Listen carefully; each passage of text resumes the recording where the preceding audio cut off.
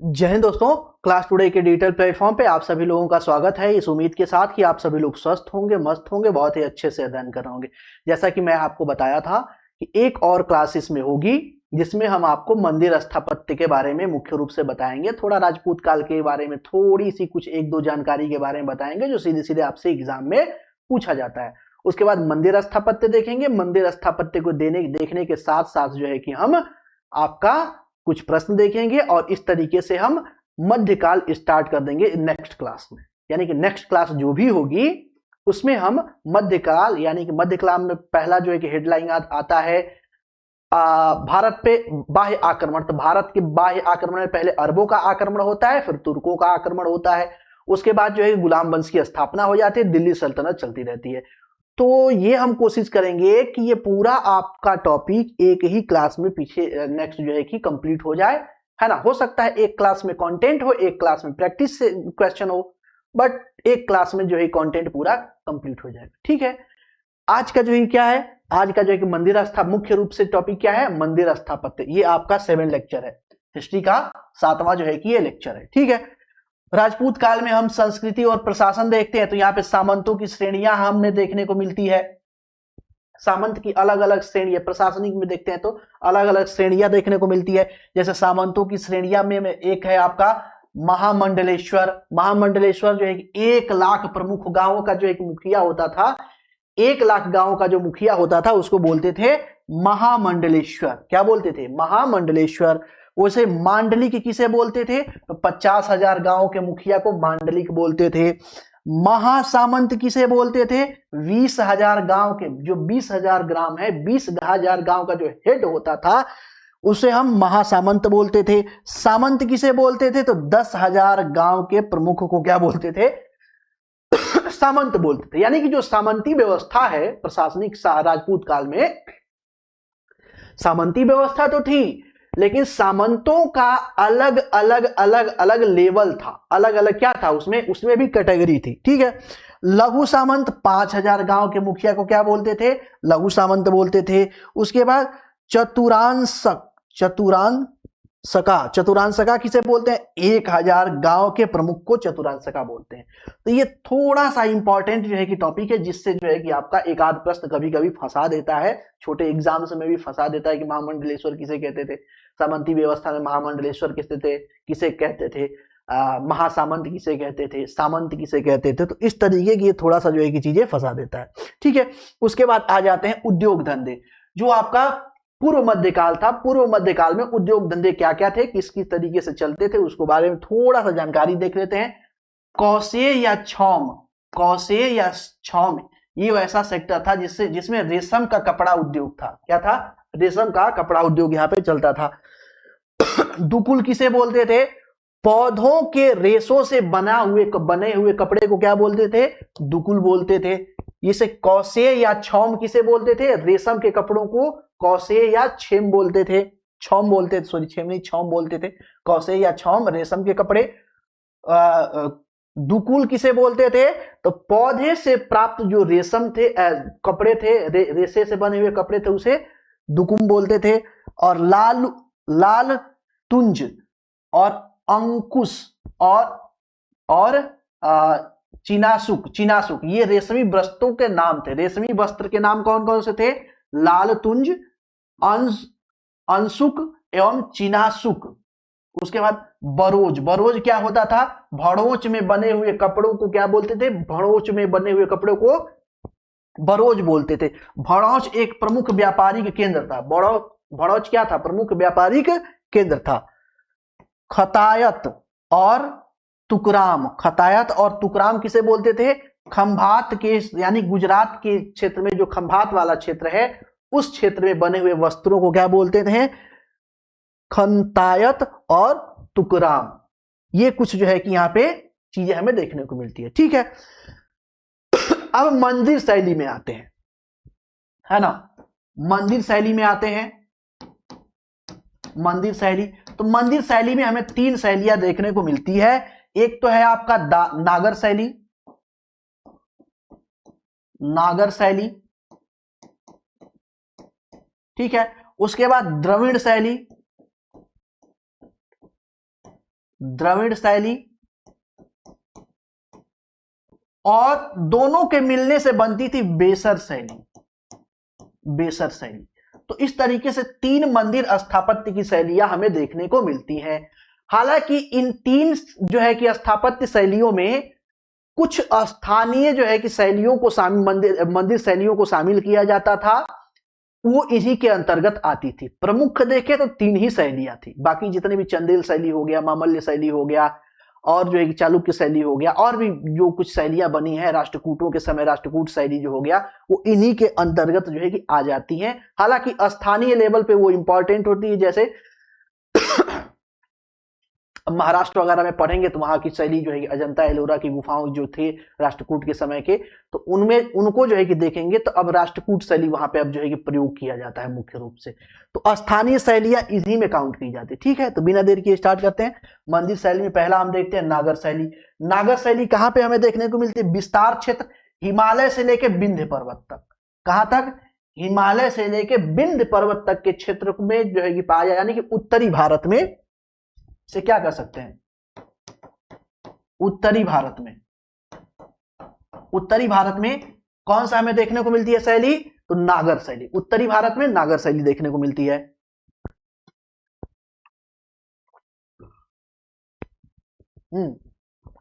उत्तरी भारत में नागर शैली देखने को मिलती है। अन्य नाम देखते हैं। अन्य नाम मतलब कि जितनी स्थानीय शैलियां इसमें शामिल है नागर शैली में, वो शैलियां कौन कौन सी हैं? आर्य शैली हो गया, पर्वतीय शैली हो गया, लाट शैली हो गया, कलिंग शैली, कलिंग शैली। इसीलिए ये एक प्रश्न पूछा जाता है, एक प्रश्न पूछा जाता है। प्रश्न क्या पूछा जाता है कि नागर शैली का उच्चतम या क्या कहते हैं उत्तम स्वरूप या उदाहरण कहां पे देखने को मिलता है? उड़ीसा में। उड़ीसा में कलिंग शैली जो है वहां पे मैंने देखिए पिछले क्लास में जब मैं बताया था तो कलिंग शैली का नाम मैंने वहां पे लिया था। ठीक है, जब मंदिर स्थापत्य थोड़ा सा वहां पे मैंने बताया था, तो जो क्वेश्चन सेशन जो करा रहा था उसमें मैंने जब बताया था, लिंगराज मंदिर को बताया था, फिर पुरी मंदिर को बताया था, तो वहां पे मैंने बताया था कि कलिंग शैली के उदाहरण में आते हैं और साथ साथ नागर शैली में भी ये आते हैं, तो वहां पे उस चीजों को मैंने बताया था। ये कलिंग शैली का जो है कि एक तरीके से स्ट्रक्चर यहाँ पे दिखाया गया है। कलिंग शैली में सबसे खास बात देखिए, सबसे पहले यहाँ पे देखेंगे ना कलिंग शैली में, यहाँ पे चबूतरा होगा। मंदिर जो बना होगा एक बड़े से चबूतरे पे बना होगा, ये आपका चबूतरा है। ये क्या है? चबूतरा है। और चबूतरे पे चढ़ने के लिए सीढ़ी होती है। चबूतरे पे चढ़ने के लिए क्या होगी? सीढ़ी होगी, सीढ़ी होगी। ठीक है, सीढ़ी के बाद देखेंगे तो यहाँ पे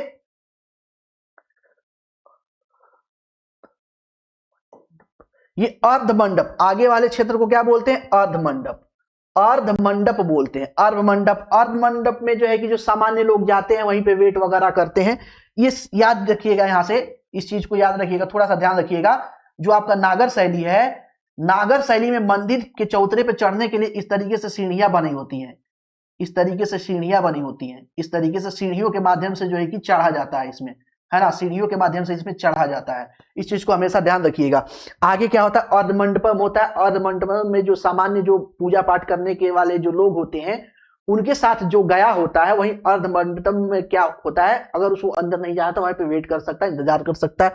बाकी मंडप में जाते हैं तो मंडप में जो है कि यहाँ पे नंदी वगैरह का या जो आपके मूर्ति वगैरह होती है यहाँ पे लगी होती है, ये मंडप होता है। मंडप के बाद देखेंगे तो आपका मेन मंदिर का स्ट्रक्चर होता है, मेन मंदिर का स्ट्रक्चर होता है। और मेन मंदिर के स्ट्रक्चर में जिसमें भगवान की मूर्ति की स्थापना की जाती है, ये ब्लू वाला कलर जो आपको दिखा रहा है ये होता है मंडप। इसे क्या बोलते हैं? मंडप बोलते हैं। यहाँ पे दिख नहीं रहा होगा ये, सॉरी मंडप नहीं, सॉरी गर्भगृह। इसे क्या बोलते हैं? गर्भगृह बोलते हैं। आप कीजिएगा, मंडप निकल गया मुंह से, गर्भगृह बोलते हैं। और जो ऊपर का इसका सेक्शन होता है, ऊपर का सेक्शन होता है, इसे कंप्लीट रूप से ये जो पूरा है ना, पूरा होता है, इसे बोलते हैं शिखर। इसे क्या बोलते हैं? शिखर बोलते हैं। और शिखर के जब ऊपर जाएंगे तो ऊपर में जो है कि इस तरीके का एक स्ट्रक्चर बना होता है ना, डंबल टाइप का, ये होता है, इसे बोलते हैं अमलक। इसे क्या बोलते हैं? अमलक। और अमलक के ऊपर एक कलश लगाया जाता है, जैसे यहां पे दिखाया गया है। अमलक के ऊपर देखेंगे तो अमलक के ऊपर यहां पे देखेंगे तो ये आपको कलश लगाया हुआ है, कलश, ये कलश होता है। तो ध्यान रखिए नागर शैली की विशेषता क्या है, मंदिर सबसे पहले चबूतरे पे बना रहेगा, ठीक है। उसके बाद क्या आएगा, अर्ध मंडप आएगा, उसके बाद मंडप आएगा। मंडप में जो है कि आपकी नंदी वगैरह की मूर्ति लगती है, यानी भगवान की मूर्ति नहीं लगती है, भगवान के जो सहायक होते हैं, वाहन होते हैं, उनकी मूर्तियां लगाई जाती है। यहाँ पे जो है कि लोग इंतजार वगैरह कर सकते हैं। उसके बाद जो है कि भगवान की मूर्ति कहाँ लगाई जाती है, गर्भगृह में लगाई जाती है। गर्भगृह के ऊपर वाला जो शिखर होता है, वो जो क्षेत्र होता है, उसे क्या बोलते हैं, कंबाइंड रूप से शिखर बोलते हैं। शिखर के ऊपर क्या पाया जाता है, अमलक पाया जाता है, जो डंबल नुमा संरचना में होता है, और उसके ऊपर कलश रखा जाता है, और यहाँ पे ध्वज वगैरह भी लगाया जाता है। यहाँ पे ध्वज वगैरह भी इस तरीके से फहराया जाता है, यहाँ पे ध्वज वगैरह भी लगाया जाता है, कलश के ऊपर ध्वज वगैरह भी फैलाया जा सकता है, ठीक है। तो इस तरीके का पूरा स्ट्रक्चर हमें देखने को मिलता है नागर शैली में, ठीक है। आगे देखते हैं विशेषताएं क्या होती है। वर्गाकार क्षेत्र होता है, वृत्ताकार होता है, अमलक होता है, वक्र रेखीय होता है, शिखर होता है, स्वास्तिक इसमें होता, स्वास्तिक का आकार की योजना हो सकती है, मिलता है। ये सारी इसकी विशेषता मैंने दिखा के आपको बता दिया, ठीक है। अब यहां से प्रमुख मंदिर इसके उदाहरण देखते हैं। जयपुर का वैराट मंदिर है, दिनजपुर का वैग्राम मंदिर है, गुजरात का गोपाल मंदिर है। इसके अलावा और भी यहाँ पे मंदिर नीचे जो है कि है, जैसे उड़ीसा का भुवनेश्वर लिंगराज मंदिर। निर्माण किस शैली में हुआ है, नागर शैली में हुआ है, ठीक है। वो चाहे आप पुरी मंदिर की बात करें, जगन्नाथपुरी में जो पुरी मंदिर है, जगन्नाथ मंदिर है, जगन्नाथ मंदिर है, मंदिर, ये भी जो है कि नागर शैली का ही उदाहरण है। किसका है, नागर शैली का ही उदाहरण है, ठीक है। उड़ीसा का भुवनेश्वर लिंगराज मंदिर जो है कि हो गया, पुरी का मंदिर हो गया, नागर शैली में अवस्थित है। नागर शैली का सर्वोत्तम मंदिर में गिना जाता है लिंगराज मंदिर। सबसे अच्छा उदाहरण लिंगराज मंदिर को माना जाता है नागर शैली का, ठीक है। लिंगराज मंदिर का सबसे आकर्षक भाग क्या है, इसका शिखर। इसका शिखर क्या है, सबसे आकर्षक भाग है।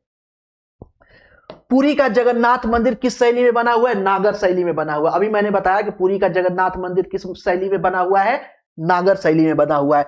नागर शैली का संबंध किस क्षेत्र से है, उत्तरी भारत से है। किससे है, उत्तरी भारत से, हिमालय से लेकर बिंद तक। अभी हमने बताया ना, कहां से लेके, हिमालय से लेकर के बिंद पर्वत तक, बिंद पर्वत तक, ठीक है। उसके बाद आ जाता है द्रव। ये सारी विशेषताएं हो गई। देखिए जितना प्रश्न पूछेगा ना सामान्यतः, इतने से आपका काम चल जाएगा, बहुत ज्यादा डिटेल में हमें नहीं देखना है। मैं आपको पहले ही बार बार बता रहा हूं इस चीज को, कि हमें सिर्फ उन पॉइंट्स पे फोकस करना है, उन तथ्यों पे फोकस करना है जो सीधे सीधे आपसे एग्जाम में पूछा जाता है। उससे ज्यादा इधर उधर की हमें बात नहीं करती, ठीक है। चलिए आगे चलते हैं। नेक्स्ट, द्रविड़ शैली। दूसरी हमने कौन सी शैली देखी, द्रविड़ शैली। देखिए ये भी प्रश्न पूछा जाता है कि वेसर शैली का निर्माण कैसे हुआ है। तो वेसर शैली का निर्माण जो है कि नागर शैली और द्रविड़ शैली के मिलने से हुआ है। यानी उसमें द्रविड़ शैली का भी हमें जो है कि फीचर दिखेगा और नागर शैली का भी फीचर दिखेगा। अभी मैं उसका भी एग्जांपल आगे दूंगा, इसका भी एग्जांपल आगे यहाँ पे मैं तेलियर मंदिर आता है वो वहां पे आपको मिलेगा, ठीक है। प्रसार देखते हैं कृष्णा नदी से कन्याकुमारी तक, कृष्णा नदी से कन्याकुमारी तक इसका जो है कि हमें क्षेत्र देखने को मिलता है।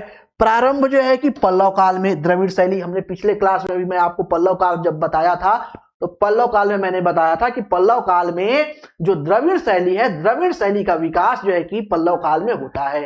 कंदरिया महादेव क्या बोलते हैं उसको, हाँ, शंकर भगवान की जो मंदिर बनता है उससे जो है कि स्टार्ट होता है। चरमोत्कर्ष जो है कि चोल काल में, इसका सबसे चरमोत्कर्ष का जो है कि काल कब था, यानी कि जो द्रविड़ शैली अपने उच्चतम स्तर पे थी, चोल काल में, ठीक है। विशेषता क्या है, तो यहां पे कुंभ पंजर होते हैं, उपपीठ होता है, पिरामिड के आकार का शीर्ष होता है। पिरामिड का देखो, अभी हमने जो शिखर देखा, शिखर कुछ ऐसा था, शिखर कुछ ऐसा था, इस शेप में था, है ना, इस शेप में था। पिरामिड का आकार थोड़ा सा अलग होगा, ये है ना, पिरामिड का आकार क्या होगा, ये थोड़ा सा अलग होगा, आगे मैं आपको दिखा देता हूं। इसमें क्या होता है, विमानन होता है, विमान होता है। गोपुरम इसकी प्रमुख विशेषता है। गोपुरम के लास्ट क्लास में मैंने डिफिनीशन बताई थी, गोपुरम के बारे में मैंने बताया था कि गोपुरम क्या है। तो गोपुरम एक तरीके से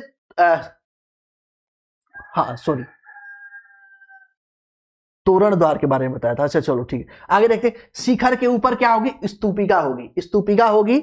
गोपुरम मंदिर बनाने की किस शैली की विशेषता है, द्रविड़ शैली की। ये पूछा गया प्रश्न, बहुत पूछा जाता है कि गोपुरम किस शैली की विशेषता है, द्रविड़ शैली की। अभी मैं आगे आपको दिखा देता हूं इसको थोड़ा सा। अब ये यहां पे देखेंगे, जैसे ये है, ये तो हमने जो देखा वो टेम्पल हमने देखा आपका नागर शैली में। नागर शैली जो हम आपको ऑलरेडी बता चुके हैं। ये आपका जो है कि द्रविड़ शैली है, द्रविड़ शैली है, द्रविड़ शैली है ना। द्रविड़ शैली में देखते हैं कि जो मंदिर होता है ना, मंदिर सबसे पहले वो तो चारों तरफ से, एक तो सबसे पहले दीवार से चारों तरफ से घिरा होता है, ध्यान दीजिएगा, है ना। और ये सदन में ये ऊपर भाग को क्या बोलते हैं, इसको गोपुरम बोलते हैं, गोपुरम। जैसे वहां पे ऊपर देखें तो इसमें जो हमने देखा ना, क्या बोलते हैं इसको, देखो मिस कर जा रहा है माइंड से। ये जो हमने देखा था, ये हमने जो देखा था अमलक। अमलक के जगह पे क्या होता है, इसमें गोपुरम होता है। अमलक के स्थान पे क्या होता है, यहाँ पे गोपुरम होता है। गोपुरम के पास बाद जो है कि ये वाला जो स्ट्रक्चर होता है, ये वाला स्ट्रक्चर। अब देखिए वहां पे रेखीय था, शिखर में हमने क्या देखा, सीधा सीधा। देखिए शिखर में जो हमने देखा, शिखर में हमने इस तरीके से रेखीय देखा, सीधा सीधा, है ना, सीधा सीधा इस तरीके से हमने देखा। यहां पे देखेंगे तो ये जो होता है ये सीढ़ी नुमा होता है, ऐसे ऐसे, ये वाला सीढ़ी नुमा होता है। ये इसे बोलते हैं विमान। क्या बोलते हैं, विमान बोलते हैं, ठीक है। और उसके बाद ये यहां पे भी होता है गर्भगृह। गर्भगृह में क्या होता है, यहां पे भगवान की मूर्ति की स्थापित की जाती है, इमेज वगैरह लगाया जाता है। उसके बाद यहाँ पे ये मंडपम होता है, मंडप होता है यहाँ पे पिलग्रिम्स वगैरह यहाँ पे भी जो है कि रहते हैं। और यहाँ पे जो है कि देखेंगे तो तोरण द्वार टाइप का होता है, द्वार टाइप का आगे, ठीक है। ये इसकी क्या होती है, विशेषता होती है द्रविड़ शैली की। प्रमुख मंदिर इसमें क्या है, कैलाशनाथ मंदिर। एलोरा का कैलाशनाथ मंदिर जो निर्माण हुआ था पल्लव काल में, यहीं से जो है कि द्रविड़ शैली का, कंदरीय महादेव बोला था, माफ कीजिएगा, द्रविड़ कैलाशनाथ मंदिर का जो है, यहां से जो है कि आपका द्रविड़ शैली का शुरुआत मानी जाती है, ठीक है। ग्वालियर का तेली मंदिर इसका एग्जाम्पल है, हालांकि ये थोड़ा सा मिक्स है। एलोरा के कैलाशनाथ मंदिर का निर्माण किस शैली में हुआ है, द्रविड़ शैली में। राष्ट्रकूट शासक कृष्ण प्रथम, इसको हम पिछले जो क्लास देखा था वहां पे भी देखा था, है ना, अच्छे से देखा था, इसको प्रॉपर चीजों को बताया था आपको। हम्पी जो कर्नाटक में है, हम्पी कर्नाटक में स्थित प्रसिद्ध विरूपाक्ष मंदिर का निर्माण मुख्य रूप से किस शैली में हुआ है, द्रविड़ शैली में हुआ है। किस शैली में विरूपाक्ष मंदिर का निर्माण किस हुआ है, द्रविड़ शैली में हुआ था। जैसे मैंने आपको बताया था कि नेक्स्ट क्लास जो आएगा उसमें स्थापत्य कला का एक एक डिटेल हम आपको बताएंगे, जो आपसे पूछा जाता है, ठीक है। विरूपाक्ष मंदिर कहां पे है, हम्पी कर्नाटक में। इस चीज को याद रखिएगा, हम्पी कर्नाटक में है। द्रविड़ शैली का संबंध भारत के किस क्षेत्र से है, तो कृष्णा नदी से कन्याकुमारी तक के क्षेत्र को द्रविड़ शैली में रखा जाता है। ग्वालियर के तेली मंदिर का शिखर किस शैली में बना हुआ है, द्रविड़ शैली में। शिखर किस शैली में बना हुआ है, द्रविड़ शैली में। निम्नलिखित में से किस मंदिर के निर्माण हेतु हिंदू और बौद्ध स्थापत्य कला का मिश्रण देखने को मिलता है, हिंदू और बौद्ध कला का स्थापत्य मिश्रण देखने को मिलता है स्थापत्य कला का। ग्वालियर के तेलियर मंदिर में, तेलियर मंदिर जो बना हुआ है वो हिंदू स्थापत्य कला और बौद्ध स्थापत्य कला दोनों के मिक्सअप से बना हुआ है। कैसे बना हुआ है, दोनों के मिश्रण से बना हुआ है ना, ठीक है। आगे देखते हैं, ग्वालियर के तेलियर मंदिर में नक्काशी और मूर्तियां निर्मित हैं। जो नक्काशी की गई है, तेलियर मंदिर में जो नक्काशी की गई है वो नागर शैली में की गई है। किस शैली में की गई है? नागर शैली में की गई है। इसीलिए ये क्या है, बहुत ज्यादा इंपॉर्टेंट है, इस चीज को याद रखिए। ग्वालियर का तेलियर मंदिर सबसे पहले तो याद रखिएगा। तेलियर मंदिर कहाँ लोकेटेड है? ग्वालियर में लोकेटेड है। कहाँ पे है? ग्वालियर में अवस्थित है। ठीक है, और इसमें दो शैलियां देखने को मिलती है, द्रविड़ शैली भी देखने को मिलती है और नागर शैली भी देखने को मिलती है। द्रविड़ शैली में क्या है, इसका मंदिर का शिखर, शिखर, ये शिकार नहीं है, शिखर होगा, शिखर, शिखर बना हुआ। शिखर किसमें बना हुआ है? द्रविड़ शैली में बना हुआ है। और इसमें जो मूर्तियां और जो नक्काशी की गई है, जो इसमें सजावट की गई है, वो किस शैली में है? नागर शैली में है। ठीक है, ये किस दो धर्मों के स्थापत्य कला के मिलने से बना हुआ है? तो हिंदू और बौद्ध स्थापत्य कला के मिलने से बना हुआ है। आगे चलते हैं। बेसर शैली, बेसर शैली का निर्माण कैसे हुआ है? तो ये आपका नागर शैली, नागर शैली प्लस द्रविड़ शैली, नागर शैली प्लस द्रविड़ शैली के मिलने से बना हुआ है। ठीक है, प्रसार देखेंगे बिंद से कृष्णा नदी के क्षेत्र में, बिंद से कृष्णा नदी के क्षेत्र में। देखिए अब ऐसे समझ लीजिए, हिमालय से बिंदनगर के क्षेत्र में, बिंद क्षेत्र में, उत्तरी भारत में कौन सा है? नागर। और बिंद से कृष्णा नदी के बीच में बेसर, और कृष्णा नदी से कन्याकुमारी तक चले जाइए द्रविड़ शैली। पूरे भारत में तीन ही शैलियां जो है कि क्या है? विस्तृत है। पूरे भारत मंदिर की तीन शैलियों में विभाजित है। ठीक है, स्पष्ट हो गया होगा इससे, बहुत ज्यादा क्लियर। अब आपके दिमाग में जो है ना, आपके दिमाग में वो मैप आना चाहिए, हिमालय, हिमालय का मैप आपके दिमाग में आ जाना चाहिए। वहां से लेके आ गए बिंद पर्वत तक, नीचे गुजरात वाले क्षेत्र, नर्मदा ताप्ती नदी के क्षेत्र तक आ गए, उत्तरी क्षेत्र तक, ये नीचे तक आ गए उड़ीसा, उड़ीसा तक। ये कौन सा क्षेत्र? उत्तरी क्षेत्र, नागर शैली। उससे नीचे आ गए कृष्णा नदी तक, कृष्णा नदी तक आपका बेसर शैली। कृष्णा नदी से नीचे चलेगा भारत में कन्याकुमारी तक, आपका द्रविड़ शैली। ठीक है, बिंद क्षेत्र से, बिंद से कृष्णा नदी तक। उद्भव बौद्ध चैत्यों से, यानी कि बौद्ध स्थापत्य, इसमें प्रमुखता है, बौद्ध स्थापत्य की प्रमुखता। विशेषता क्या है? द्रविड़ एवं नागर शैली के मिश्रण से बना हुआ है। ये खास इसकी क्या है? विशेषता है। यानी कि ये जो मंदिर है, इस मंदिर में आपको द्रविड़ शैली की भी विशेषता मिलेगी और इस मंदिर में आपको नागर शैली की भी विशेषता मिलेगी, दोनों मिलेगी। अन्य नाम इसका क्या है? तो वराट शैली, कर्नाटक द्रविड़ शैली, चालुक्य शैली, है ना। इसी में जो है कि ये चीजें आती हैं। दो उपशैलियां इसकी क्या है? उत्तरी कर्नाटक शैली, दक्षिणी कर्नाटक शैली, दो इसकी उपशैलियां।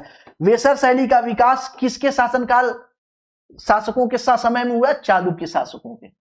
किसके शासक में? देखो, द्रविड़ शैली पल्लव शासक, द्रविड़ शैली पल्लव शासक, है ना, द्रविड़ शैली पल्लव शासक, और आपका ये वेसर शैली चालुक्य शासक, वेसर शैली चालुक्य शासक। इस चीज को याद रखना है। इसके बाद जो है कि चंदेल कला शैली हमें देखने को मिलती है, जिसका मुख्य केंद्र कौन सा है? खजुराहो है। मुख्य केंद्र खजुराहो हमें देखने को मिलता है। मंदिर इसमें देखें तो जो चंदेल शैली है, चंदेल शैली में किसका, किस किस भगवान का मंदिर बना हुआ है? तो शिव का बना हुआ है, वैष्णव का बना हुआ है, शावत का बना हुआ है, जैन मंदिरों का निर्माण हुआ है। इसमें निर्माण किससे हुआ है? ग्रेनाइट लाल बलुआ पत्थर से। याद रखिए, जो चंदेल कला शैली है, चंदेल कला शैली, ये किससे बना हुआ है? तो ग्रेनाइट और लाल बलुआ पत्थर से बना हुआ है।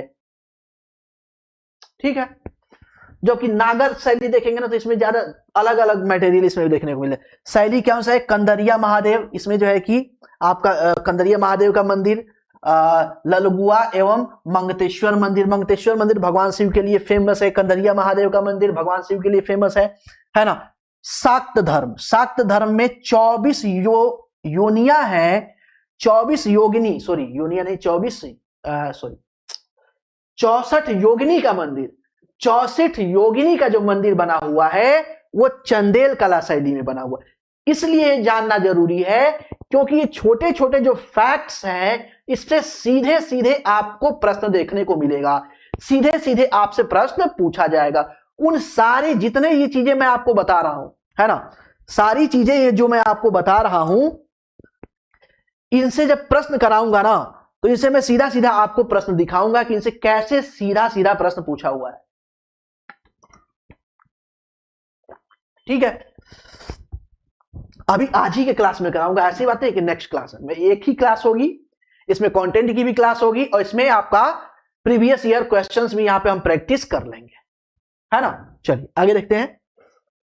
कंदरिया महादेव मंदिर का निर्माण किसने करवाया था? तो विद्याधर ने करवाया था। किसने करवाया था? विद्याधर ने करवाया था, चंदेल शासक विद्याधर ने। खजुराहो में कुल मंदिरों की संख्या कितनी है? 85 है। खजुराहो में कुल मंदिरों की संख्या, देखो खजुराहो में कोई एक मंदिर नहीं है, जैसे हमने एलोरा में देखा है ना, वैसे ही जो है कि खजुराहो में देखिए तो खजुराहो में 85 मंदिर है। कितने मंदिर है?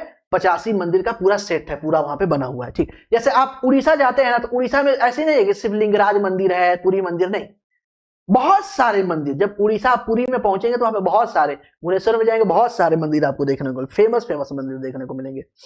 ठीक है, तो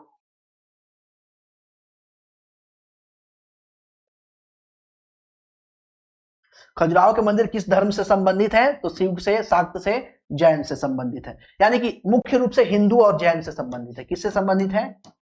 हिंदू और जैन से संबंधित है, हिंदू और जैन से संबंधित है। ठीक है, खजुराहो में कुल कितने मंदिरों की संख्या है? 85 हो गई। किससे संबंधित है? हिंदू और जैन से संबंधित, ये छूट गया, हिंदू और जैन से संबंधित है। शैव, शाक्त, शैव, वैष्णव, शाक्त और जैन से संबंधित है, यानी इन सबको मिला के कह सकते हैं आप हिंदू धर्म, हिंदू धर्म से संबंधित है। इसमें शैव भी क्या हिंदू धर्म में आता है, वैष्णव भी क्या होता है हिंदू धर्म में आता है, शाक्त जो है कि एक थोड़ा सा अलग हो जाता है, अलग जो है कि शाक्त में काउंट कर लिया, अलग नहीं, वो भी हिंदू धर्म में ही का ही पार्ट है और जैन से संबंधित है। इस चीज को थोड़ा सा ध्यान दीजिएगा। खजुराहो के मंदिर किस शैली में बने हुए हैं? नागर शैली में बने हुए हैं। किस शैली में बने हुए हैं? नागर शैली में बने हुए हैं, इस चीज को ध्यान दीजिएगा, नागर शैली में बने हुए हैं। मध्य प्रदेश के छतरपुर जिले में स्थित खजुराहो के मंदिरों को किस वर्ष यूनेस्को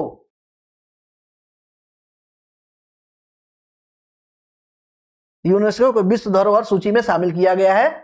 तो वर्ष 1986 में। इस चीज को थोड़ा सा ध्यान रखिएगा, क्योंकि मैं बार बार आपको बता रहा हूं कि इस तरह का प्रश्न पूछा गया है कि निम्नलिखित में से कौन सा ऐतिहासिक स्थल विश्व धरोहर यानी कि यूनेस्को की विश्व धरोहर की सूची में शामिल नहीं है। भीमबेटका की गुफाओं यानी कि शैलाश्रमों को किस वर्ष यूनेस्को द्वारा विश्व धरोहर स्थल की सूची में शामिल किया गया था? तो भीमबेटका को 2003 में शामिल किया गया था। ठीक है, सांची के महान बौद्ध स्तूप को किस वर्ष यूनेस्को के विश्व धरोहर सूची में शामिल किया गया था? 1989 में शामिल किया गया था। राष्ट्रकूट कला के बारे में देख लेते हैं, तो ये मुख्य रूप से वैष्णव धर्म से संबंधित है। किससे संबंधित है? वैष्णव धर्म से संबंधित है, चतुर्भुज मंदिर एवं बैकुंठ मंदिर, इसके प्रमुख उदाहरण कौन कौन से? चतुर्भुज मंदिर और बैकुंठ मंदिर। जैन मंदिर भी इसमें है, घटाई का पार्श्वनाथ मंदिर, आदिनाथ मंदिर, ये भी जैन मंदिर इसमें आते हैं।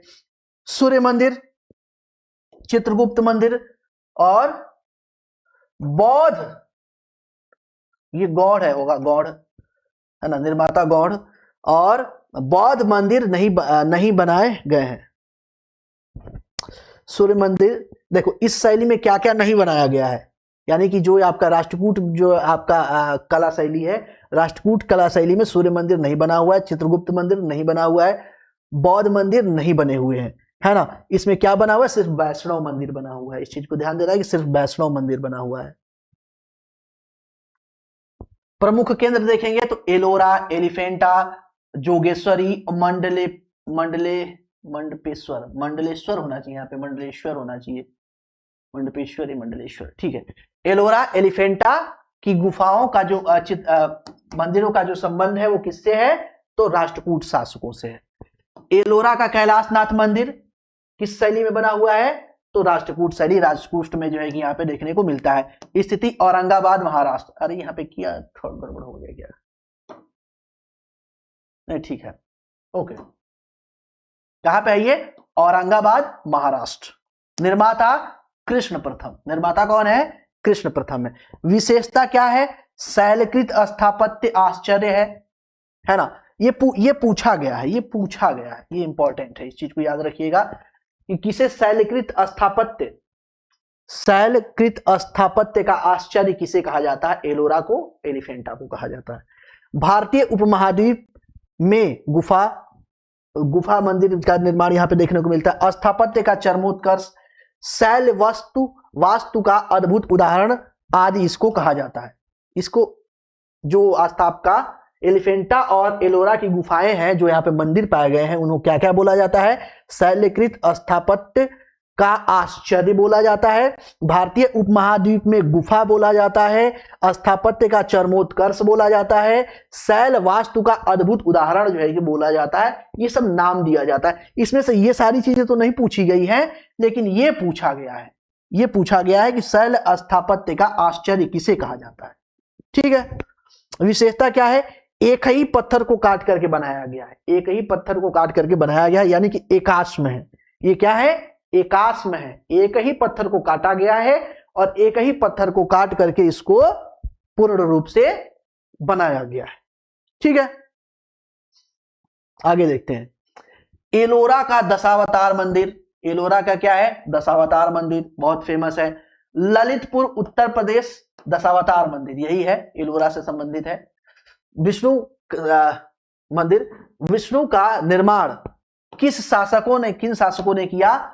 तो गुप्त राजवंश के शासकों ने। किस शासकों ने किया? गुप्त राजवंश के शासकों ने। ललितपुर उत्तर, देखो ये थोड़ा सा अलग है, ये एलोरा का दशावतार मंदिर अलग है, ललितपुर का उत्तर प्रदेश का जो है कि दशावतार मंदिर आपका अलग है ना। तो ये इसका निर्माण किसने किया है? ललितपुर उत्तर प्रदेश का निर्माण किसने किया है? गुप्त राजवंश के शासकों ने किया है।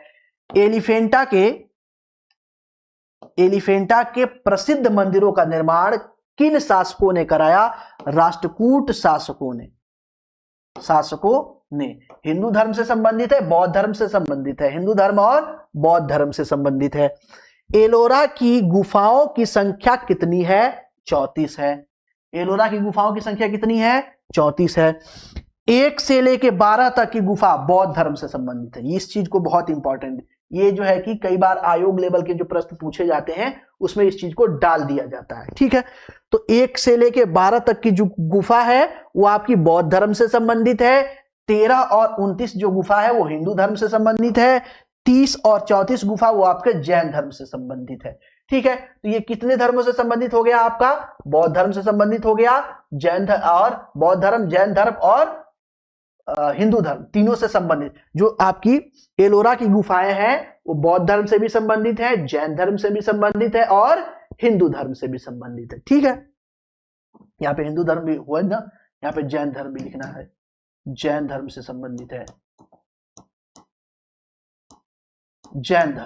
जैन धर्म से भी क्या है? ये संबंधित है। ठीक है, आगे। नासिक की गुफाएं, एलोरा की गुफाएं और अजंता की गुफाओं का निर्माण हुआ है पश्चिमी भारत में, पश्चिमी भारत महाराष्ट्र में हुआ है। अजंता की किस गुफा में मरणासन राजकुमारी का चित्रांकन किया गया है? ये बहुत इंपॉर्टेंट है, बहुत फेमस प्रश्न है, बार बार आपसे पूछा जाता है कि मरणासन राजकुमारी का चित्रांकन किस जो है कि आपके एलोरा के किस जो है कि आपके गुफा में किया गया है? तो गुफा नंबर 16 में किया गया है। किसमें किया गया है? गुफा नंबर 16 में किया गया है। कोणार्क के सूर्यदेव मंदिर का निर्माण किसने करवाया? नरसिंहवर्मन प्रथम ने करवाया। मोढेरा का सूर्य मंदिर का निर्माण कहां पे स्थित है? गुजरात में। इसके हम और डिटेल में पीछे देखे थे। मोढेरा का सूर्य मंदिर का निर्माण किसने करवाया?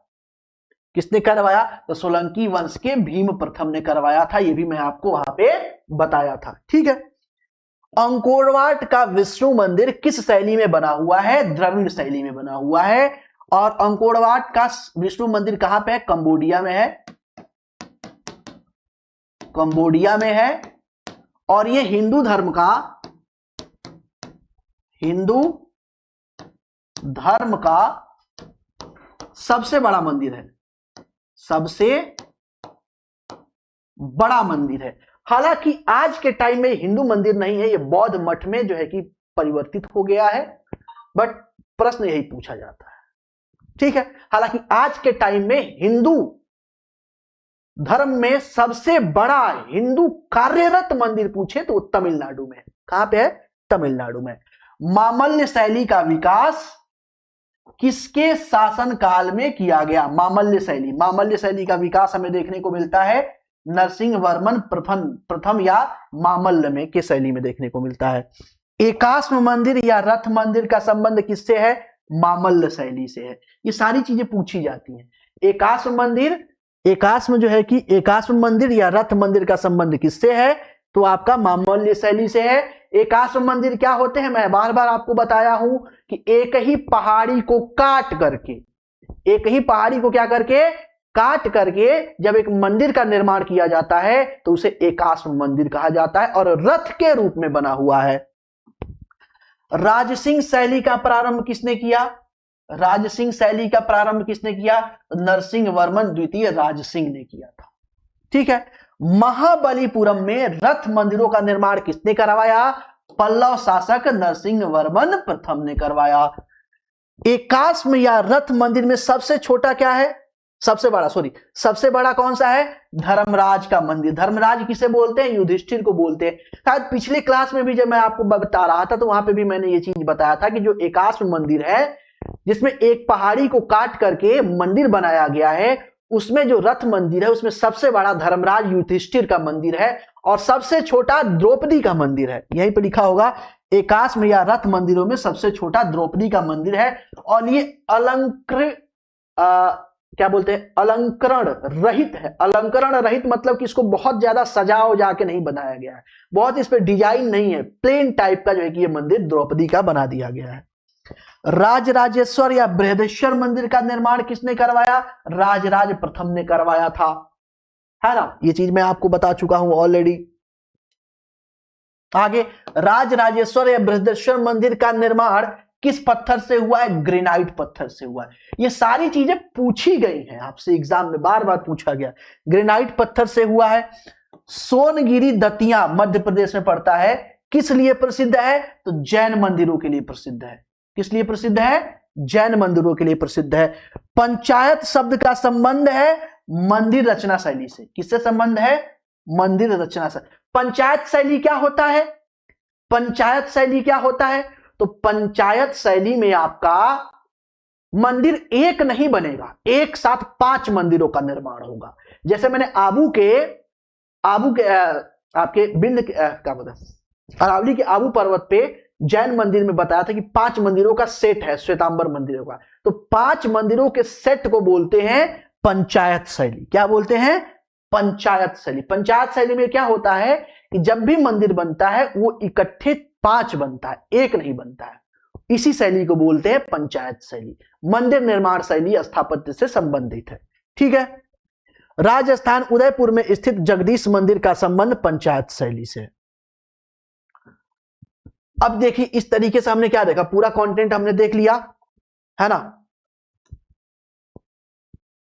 पूरा कंटेंट क्या हुआ, धीरे धीरे हमने देख लिया।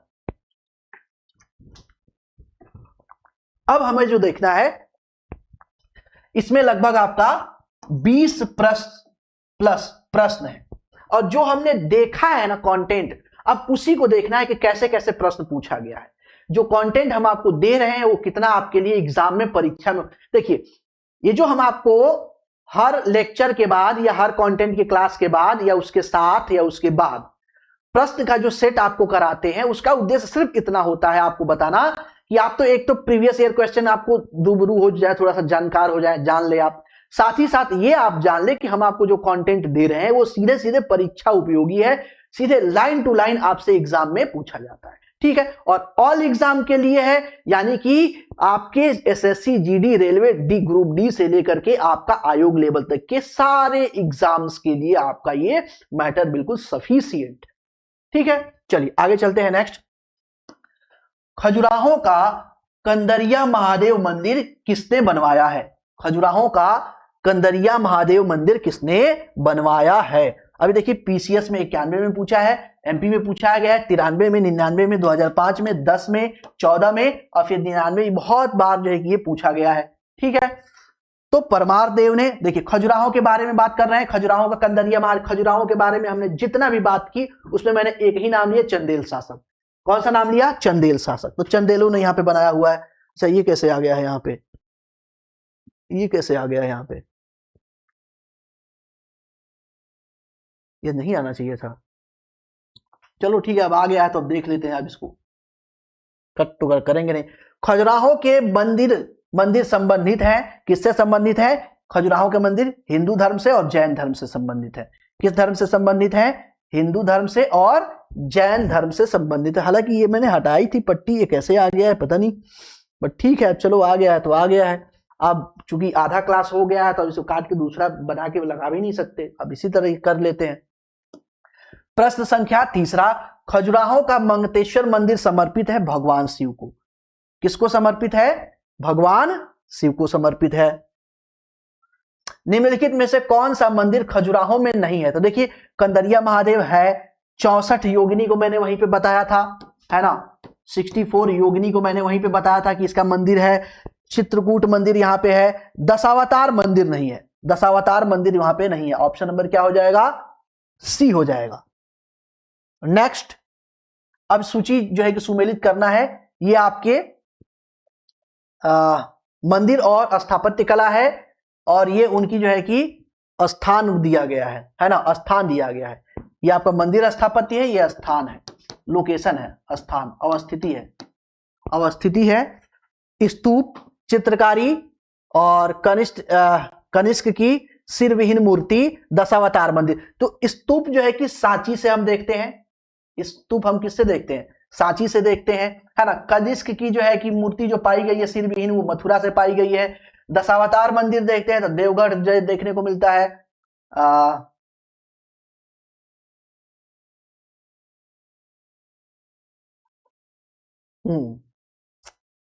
ये है बाघ, ठीक है, और ये आपका ऑप्शन नंबर बी।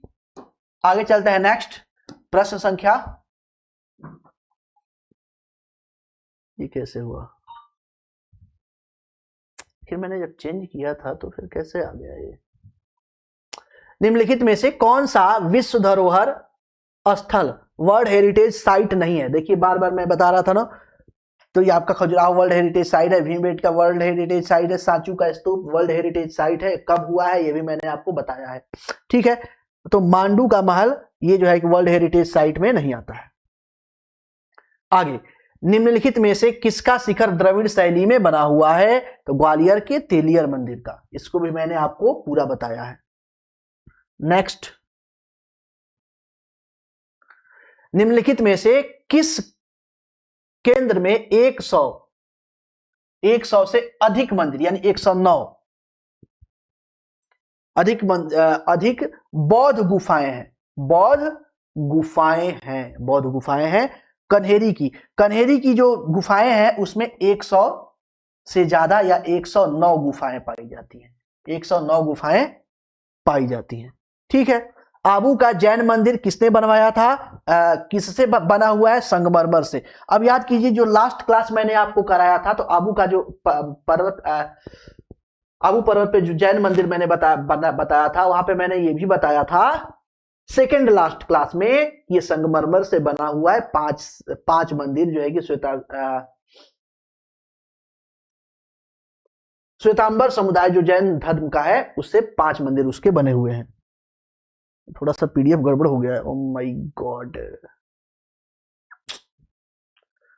एलिफेंटा की प्राचीन स्मारक, ये कैसे आ गया है? एलिफेंटा का प्राचीन स्मारक, एक मिनट रुक जाइए, थोड़ा सा इसको देख ही लेते हैं हम, है ना। क्यों गड़बड़ हो गया है?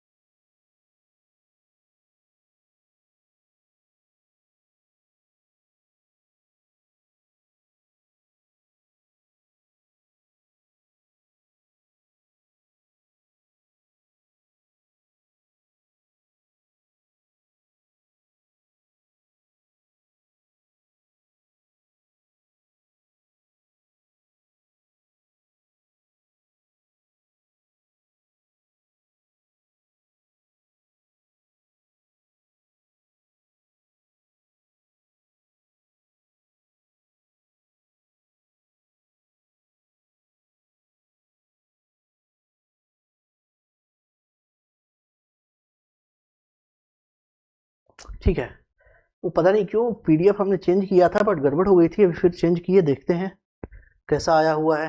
वो पूरा ऊपर नीचे हो गया है वो प्रश्न ही पूरा।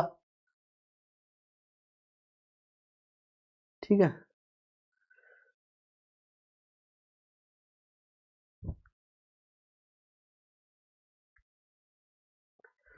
प्रश्न संख्या 10 से देखना था ना हमको। अब सही हुआ? हाँ अब सही हो गया है, पता नहीं क्यों गड़बड़ हो गया था। प्रश्न संख्या हमें 10 से देखना है। ठीक है, चलो प्रश्न संख्या 10 से हम देख रहे हैं एलिफेंटा, यही बात था ना, एलिफेंटा के प्राचीन स्मारक हैं, संबंधित है किससे हैं? बौद्ध धर्म से, जैन धर्म से, शैव धर्म से, वैष्णव धर्म से। नीचे दिए गए कूट के हिसाब से सही उत्तर का क्या कीजिए, चयन कीजिए। अब ये देखिए कि कितनी बार जो है कि पूछा गया है, लोअर पीसीएस में पूछा गया है ना, उसके बाद और जो है कि एक जगह पूछा गया 2003 में पूछा गया, फिर 2007 में पूछा गया, बार बार पूछा गया है। तो इसमें देखते हैं, तो जो एलिफेंटा की गुफाएं हैं, एलिफेंटा की गुफाओं में दो धर्म जो है कि संबंधित है, एक तो बौद्ध धर्म से संबंधित है, दूसरा आपका शैव धर्म से संबंधित है। Option number D, option number क्या हो जाएगा? डी हो जाएगा।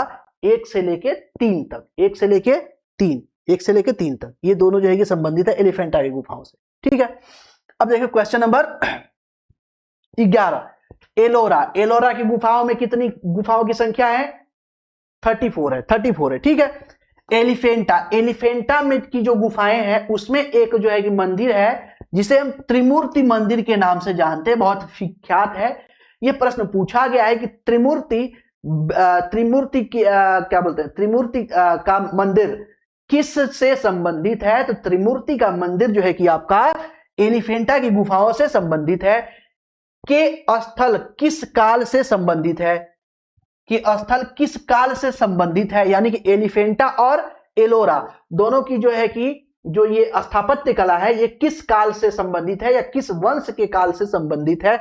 ये देखिए कितने बार प्रश्न पूछे, 96 में पूछा गया है, 2001 में पूछा गया है, 5 में पूछा गया है, 9 में पूछा गया है, 10 में पूछा गया है, 10 में एक बार और पूछा गया है, 10 एमपीपीसीएस में पूछा गया है, 21 में पूछा गया है, 4 और 8 में पूछा गया। बहुत बार ये प्रश्न पूछा गया है। चालुक्यों से संबंधित है, चोलों से संबंधित है, पल्लवों से संबंधित है, राष्ट्रकूटों से संबंधित है। तो ये मैंने आपको बताया था कि ये किससे संबंधित है?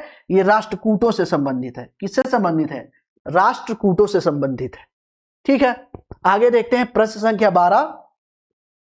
प्रश्न संख्या 12, प्राचीन भारत में गुप्त काल से संबंधित गुफा चित्रांकन के केवल 2 उदाहरण उपलब्ध हैं। इनमें से एक अजंता की गुफाएं हैं, गुफाओं में किया गया है चित्रांकन, और गुप्त काल के चित्रांकन का दूसरा अवशिष्ट या उदाहरण कौन सा है? तो बाघ की गुफाएं हैं।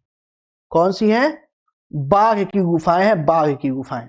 ये मैंने आपको कंटेंट में कराया है। ठीक है, आगे, पश्चिमी भारत में प्राचीनतम शैलकृत गुफाएं कहां स्थित है?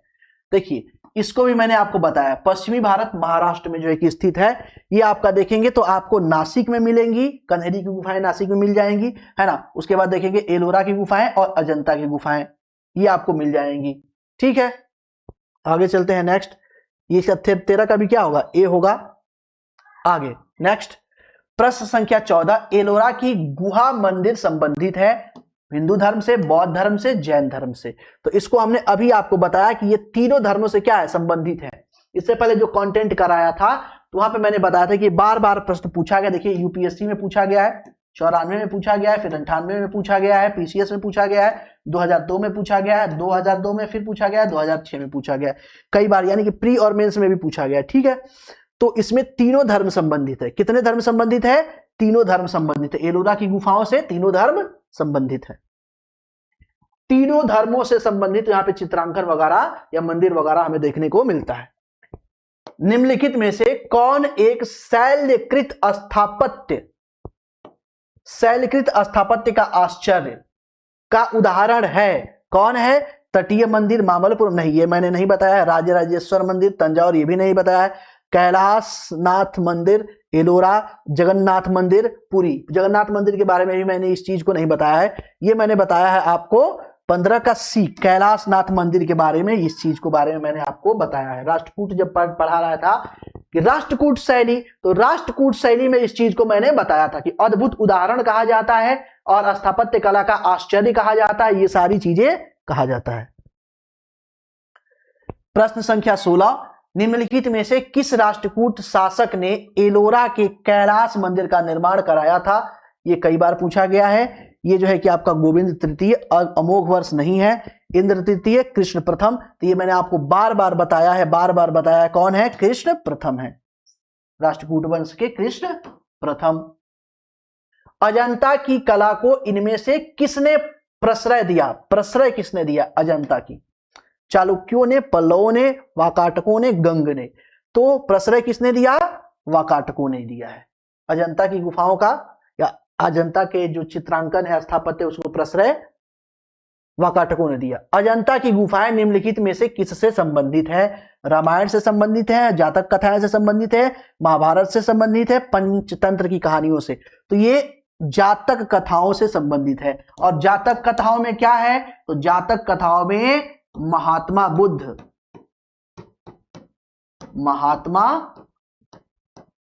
बुद्ध के पूर्व जन्म की कहानियां हैं।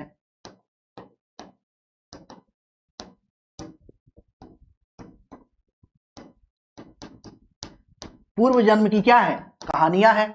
ठीक है, चलिए 500 से अधिक है कहानियां। निम्नलिखित कथनों में से कौन सा सही है?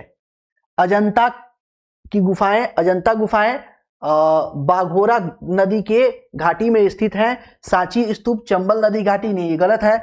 पांडुलेखा गुफा देव मंदिर नर्मदा नदी, ये भी गलत है। अमरावती स्तूप गोदावरी नदी, ये भी गलत है। सही क्या है? ए, अजंता की गुफाएं बघोरा नदी के घाटी में स्थित है, ये करेक्ट है। ये 2021 में पूछा गया प्रश्न है। 20 पे आ जाते हैं। कोणार्क का सूर्य मंदिर है ना, सूर्य, इसको क्या बोलते हैं? ब्लैक पैगोडा या श्याम पैगोडा या काला पैगोडा के नाम से जानते हैं। किसने बनवाया है? ये कई बार पूछा गया है प्रश्न, ये शायद पीछे भी मैं आपको करा चुका हूं, लेकिन पूछा बहुत ज्यादा है ना। तो नरसिंहदेव प्रथम ने बनवाया है। आगे चलते हैं।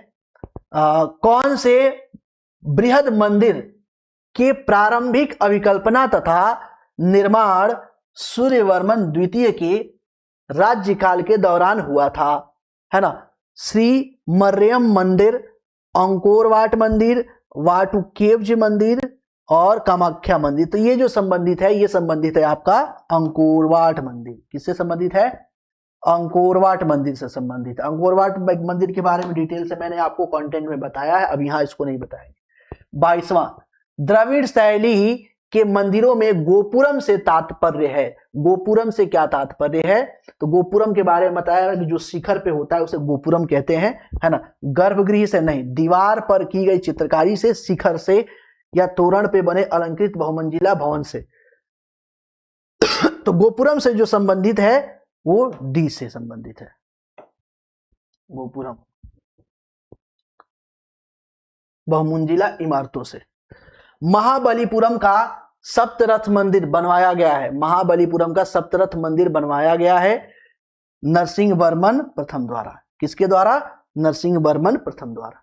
ठीक है, और इस तरीके से हमारा ये क्लास एक तरीके से पूर्व मध्यकाल पूर्ण रूप से समाप्त हो गया। स्थापत्य कला भी क्या हो गया? समाप्त हो गया। अब नेक्स्ट जो क्लास देखेंगे हम प्योर मध्यकाल देखेंगे। मध्यकाल में हो सकता है 3-4 क्लासेस होंगे, 3-4 क्लासेस में हो सकता है पूरा मध्यकाल, या 5 क्लासेस में खत्म हो जाए। ठीक है, तो इस क्लास को ज्यादा से ज्यादा क्या कीजिए? शेयर कीजिए। आप जितने भी एग्जाम में बैठते हैं सभी एग्जाम्स के लिए आपके उपयोगी क्लास है। अपने दोस्तों में क्या कीजिए? इसको शेयर कीजिए ज्यादा से ज्यादा। अगर यूट्यूब पे इस क्लास को देख रहे हैं तो आप class today app play store से इंस्टॉल कीजिए। वहां पे बहुत ही मामूली कीमत पे आपको बहुत सारे कोर्सेज अवेलेबल हैं। ठीक है, आज की क्लास इतना है। मिलते हैं आपसे नेक्स्ट क्लास में। आज के लिए धन्यवाद।